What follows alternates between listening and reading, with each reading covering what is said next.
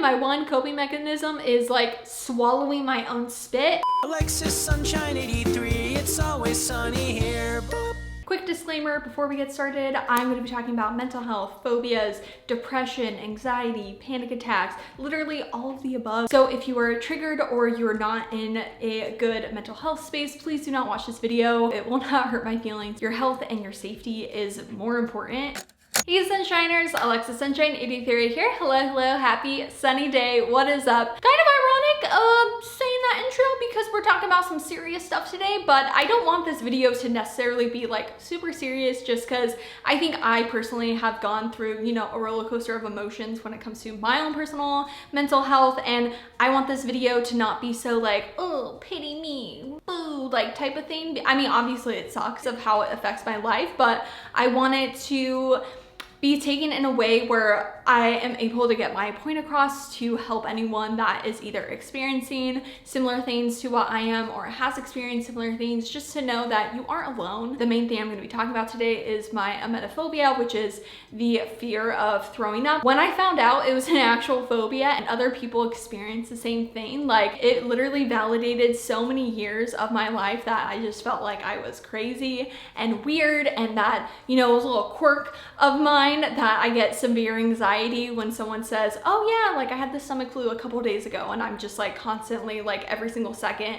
that I swallow my spit thinking about, oh my God, I have the stomach flu, I'm gonna throw up, you know, just all of those things, that there was an actual name for what I was experiencing. Anytime I ever mention that I have emetophobia, I get flooded with comments and DMs of people saying that they have the same thing and how just like this weight is lifted when they hear somebody else is experiencing it. When it comes to mental health in general, like it's hard sometimes to not feel embarrassed by things that are happening in your mind, and you just feel like, oh, this is a simple task. Like, why is this so freaking hard for me to do? Or why am I getting a panic attack doing, again, something just so simple that everyone else does, no problem. But me, I'm literally like shaking. It's such a big part of my life that I feel just to kind of let my wall down and be vulnerable, which is really scary. And I'm sure I'm gonna get comments, you know, saying that there's so many other like terrible things that are happening in the world. Something as small as being extremely fearful about throwing up is so like minuscule, which obviously I understand that, and that's like the whole issue, and why anytime I you know, have these feelings, I am embarrassed, like I already talked about. That's why I'm making this video, to share my personal experience and just, you know, things in my life and ways that I've been affected, and just honestly like a full-on little mental health video about my phobia, and just like even when I was on antidepressants that I've never talked about, of why I got off of antidepressants, and just like all of that. So yes. I think I already said the phobia that I have, which is emetophobia, which again is the extreme fear of throwing up and vomiting, and has a lot of like deaths within it, of how it affects my life. Small things like not wanting to honestly eat at a restaurant because I have this like intense fear of getting food poisoning, to not drinking water in the car because for some reason I think if I drink water in the car, like I'm gonna throw up. I'm gonna start this kind of from the beginning, the story of me, I guess, with mental health and all that jazz. Growing up, I was a pretty normal kid in the fact that, like, me personally, I just kind of like, you know, did my thing. I did kid things. My family went through a really rocky and difficult divorce, and I kind of, you know, for better or worse, was extremely optimistic and happy because everyone else wasn't. Definitely affected me later in life, of like toxic positivity and not working through feelings, but we're not really talking about that today. One thing I would say growing up that I've always had a difficulty with is like control, and that goes into so many different elements of my life. When you're in a situation, especially as a child, where there's so many like bad things happening and you're just like not in control at all, it develops in different ways, and for me, controlling situations and myself. But I think it really goes into emetophobia specifically because you can't control your body throwing up. It's literally your body doing that. I think that's what terrifies me the most, is like I can't stop it from happening. One aspect is from my childhood of not being able to control like my surroundings, but also my sister, which love her, she had a stomach ulcer when she was younger and she threw up all the time. There was even this one point where I remember I was downstairs and she was coming downstairs when she was like a teenager, and we're 5 years apart, so I was a little bit younger, and I remember she came downstairs and I was like, oh, are you coming with us? Or like my mom and I think she was taking me to school or something, and she literally looked at me and just like threw up, and I think about that way too much. And I mean, nobody likes to throw up. Like, it's an obvious, you know, thing that nobody really likes. So it is kind of a weird thing, especially when I've said it to people of like, oh, I have a really intense fear of throwing up, and they're like, oh yeah, I freaking hate it. And it's like, no, like you don't understand. Like, it's an intense fear. And especially if a family member like in the household got the stomach flu or the flu, or like just threw up, just because even with my sister and her ulcer, like it would just go like, I'm gonna get it, I'm gonna get it. I would like wipe down everything. I would hold my breath if I went next to them for whatever reason, or if I went by their bedroom, even if their bedroom door was closed, I would hold my breath, because that was just like the absolute worst thing that could ever happen to me. I had like a high school boyfriend that I think he got food poisoning, I don't know, when I was like at his house, and I literally like ran out of there. I was like, I'm out. I called my mom. I was like, pick me up. And I just could not like be in the same room, be around it, hear it, anything. Like, it just would like make me shake. I can't really pinpoint exactly when it started. I would say probably like middle school time. I started to just be aware of like when other people were sick and what I was eating, of like, oh my God, this could give me food poisoning. I'm gonna throw up. Kind of the big thing that weirdly, of course, had to happen to me as somebody with emetophobia is I developed reflux disease. Basically for me, the valve in my esophagus was like completely open. So when my stomach would try to digest food, instead of it like staying in my stomach, it would just come up. So I basically was like throwing up in my mouth every day, multiple times a day, and it was pretty terrible. And it wasn't like heartburn, and it wasn't acid, it was actual food, because it wasn't digesting. I remember, I forgot what like New Year's Day or New Year's Eve it was, but I was like in my bed going to sleep, and at that point I only slept with 2 pillows, which if you guys know me, I sleep with like 6 pillows. And the whole reason I even sleep with 6 pillows at night is because I don't want to be laying completely down, because I'm scared I'm gonna throw up in my mouth. So if I'm like basically sleeping, sitting straight up, in my mind, that will make it not happen. And when I had reflux disease, it did help my food to not come up when I was going to sleep. But even though I don't have reflux disease anymore, I still can't not sleep sitting straight up. There are times where I've like slept sleeping straight down if I've like stayed at friends' houses and they don't have enough pillows. I remember I was sleeping and all of a sudden like food came up into my throat and I like threw up in my mouth. That's when I think a lot of the anxiety started to develop. Although like it would happen where my reflux would like come up, I would never actually throw up. And so it was then even just like a control factor of still keeping the food in when it was trying to come out. And like, it sounds really, I mean, it is really, really gross. I ended up getting esophagus surgery when I was 16 years old. Basically, like remote control, they wrapped my stomach around my esophagus, I think 180 degrees, and like stitched it up, which it will eventually stretch out, which is also why I can't drink out of a straw, because when you drink out of a straw, it expands your esophagus, which I don't want to happen. I have not been drinking out of a straw since I was 16 years old, before it was cool. I also can't have anything that has carbonation in it, because it'll also expand your esophagus. But after I got the surgery, the big thing was I could eat normal food, because I was literally on a diet of white rice and saltines for like 3 years straight. I even lost my period at one point because I was so malnourished. After I had my surgery, this idea that I could eat anything and not get reflux or anything like that was amazing, but I started noticing certain foods were bringing on my reflux when I was like, wait, I literally had surgery for this. And so myself, I ended up just like doing the process of elimination, where I stopped eating things that made me feel sick. Unfortunately, at that time, I didn't realize it was because I had celiac disease. Anyway, I basically cut out anything that like slightly made me feel sick. And because of that, I didn't really eat that much. And I think even at that point, I was scared to eat a lot because of getting reflux. If I overate, that the reflux would come back. And so I stopped really eating, and down the rabbit hole of having like an eating disorder and like all that jazz. When I did end up going to a doctor, and they said I had to obviously like gain weight and everything. It was the scariest thing of having to eat more, because in my head, if I ate less, I would be less likely to throw up. But I ended up like gaining the weight and like doing the whole thing. I accidentally gave myself food poisoning one time when I was 18 years old. I ate jelly that I was supposed to put in the fridge, but I didn't put it in the fridge, and had mold on it. And I remember looking at it and being like, that's weird, and not like clicking it together. So I did end up giving myself food poisoning, which is so like frustrating. When I did throw up because of giving myself food poisoning, like I cried. At the same time, when it happened, I was like, oh, like, yes, I'm, you know, I don't want to be throwing up and this is a terrible experience, but like I had such an intense fear of it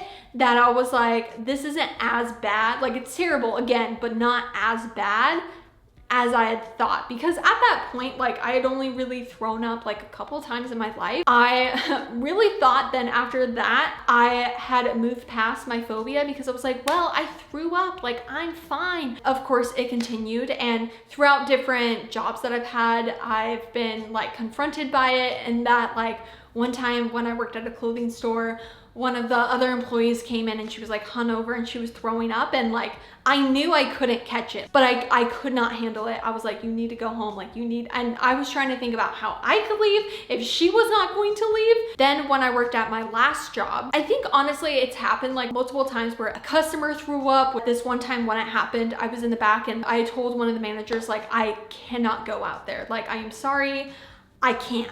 Like I physically can't. I cannot do it. After I had to go back out after they cleaned up everything, that's all I was thinking about. And I think that's when it started, which I would say probably when I was like 20, 21, when it started to get worse. It's an extreme like heart racing, body shaking. I get really cold when I have a lot of anxiety, and like my voice shakes, and it's just like an intense like full body reaction, like fight or flight.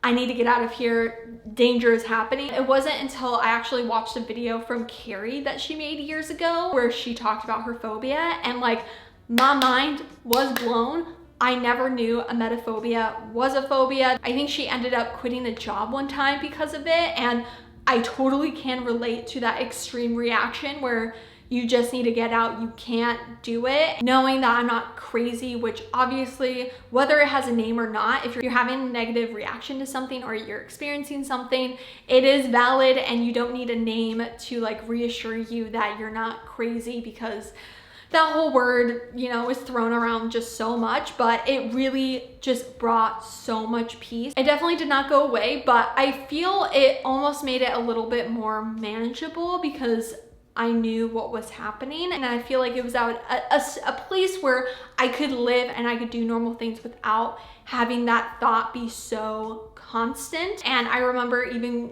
when I flew to the UK, how that idea of being on a plane and the fears of like, what if I throw up? What if I get sick? What if someone else is sick? And just all that type of thing of being in my head that I need to go home, I need to get home. And me going to the UK was like the biggest push of like, I can work through this. I've always been like an anxious person in general, but it mainly just surrounded my phobia. So doing something like that was such a big deal. I don't think I mentioned, but one of the main reasons why I originally became vegan was because of my phobia of potentially getting sick from food poisoning from meat. Whether that's a negative or a positive, I don't know. I still had like fears of eating out because of getting just food poisoning in general from anything, but at that point in my life, which I guess was 2018, it wasn't in the back of my head. Like I wasn't thinking about it constantly, and I could eat things and not feel like fear out of it until I got back from the UK. And I don't know what happened. I was on such a freaking high that when I came home, I hit such a big dip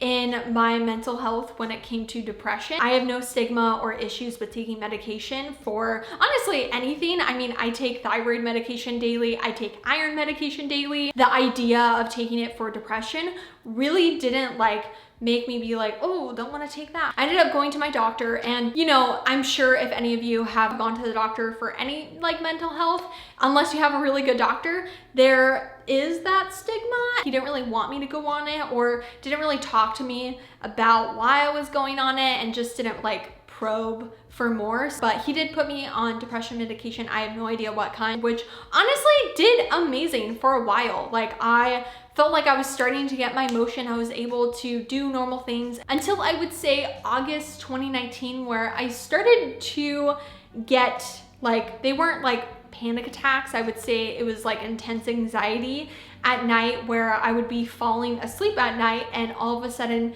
get like my heart would just start racing and I'd be like, what is going on? Like, I would have the reaction specifically from my phobia when I wasn't thinking about it, like nothing was going on, but all of a sudden I was like, I'm gonna throw up, I'm sick, I have the stomach flu, and that would almost happen every single night. So that was really weird, and I just felt like it started getting worse from there, where all of a sudden I would be drinking water and for some reason I couldn't swallow the water and I would instantly have intense anxiety about how I'm gonna throw up. Oh my God, I'm gonna throw up. And with doing YouTube, or at least it was like this, where I would have to drive quite far to film thrift with me's, a good hour to 2 to 3 hours sometimes to film a thrift with me. And it started to become difficult, where as I was driving to the thrift store, I would have the constant thought in my head of like, I'm gonna be sick, I'm gonna be sick, I need to get home. But obviously, like, I needed to film the thrift with me, so I would go film it and then like race back home as soon as possible. I used to be able to film like a thrift with me with the thrift haul all in one day, but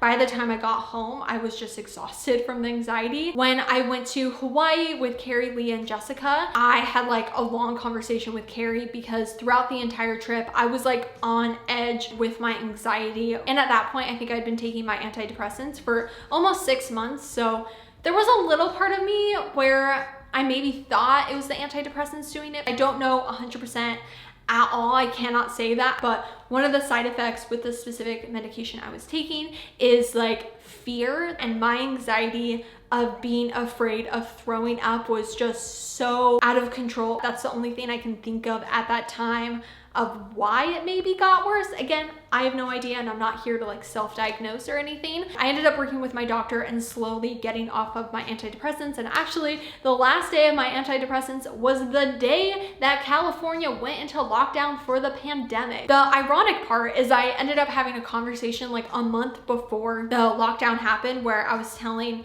a friend that I couldn't travel in 2020 because I need to work through my anxiety and whatever the heck is happening to me, because it was becoming so bad and I did start getting panic attacks. I would say the like phobia fear was still there, but it definitely got better after I stopped taking my antidepressants. One thing I forgot to mention with my phobia getting worse and getting like intense anxiety and then panic attacks is I developed a new fear of literally hills. I mean, there are different hills that trigger panic attacks for me. There's a specific hill on a freeway that I used to have to take every single day when I went to community college that, I mean, I saw so many car accidents just in general, and unfortunately there's been people in my personal life that have passed away because of car accidents. So I think that fear makes sense. But yeah, and then when I had COVID back in December 2020, ooh, was that an experience. Definitely my emetophobia was like so intense. Some people said that they got it in their stomach, more like a stomach flu, and it was just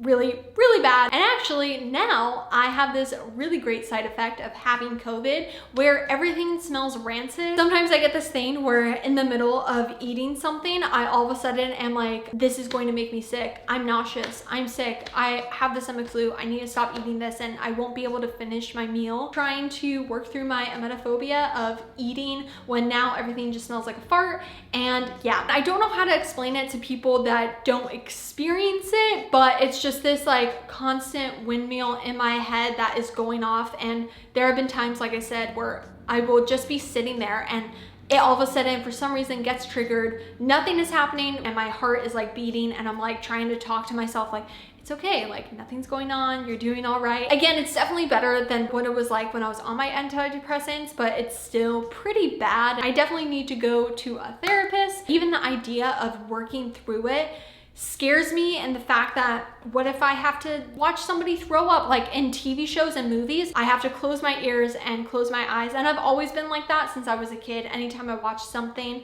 where somebody was throwing up, I had to close my ears and close my eyes. One of the biggest reasons why I wanted to make this video is John and I were going to like the beach, and Like I said, I have this new fear of certain hills, and there's this specific hill on a specific freeway that I've developed a really bad fear towards, and John and I needed to go that way. Like, you have to go on that hill to get to the beach, and so we ended up taking it, and like the experience of this panic attack happening was so intense. I mean, that was literally a week ago, so it's like a current thing that still is happening, where again, I was so embarrassed after, because it was like, we're literally just driving up a hill. We aren't even like going to Big Bear or the mountains. It's literally just a normal hill, and like I was shaking, my body, my heart, everything. I like couldn't breathe. I was crying uncontrollable, and it just made me upset and disappointed in myself that I can't do something so normal, but then also I have to have like empathy for myself, because I'm not alone. I know so many people experience the same things,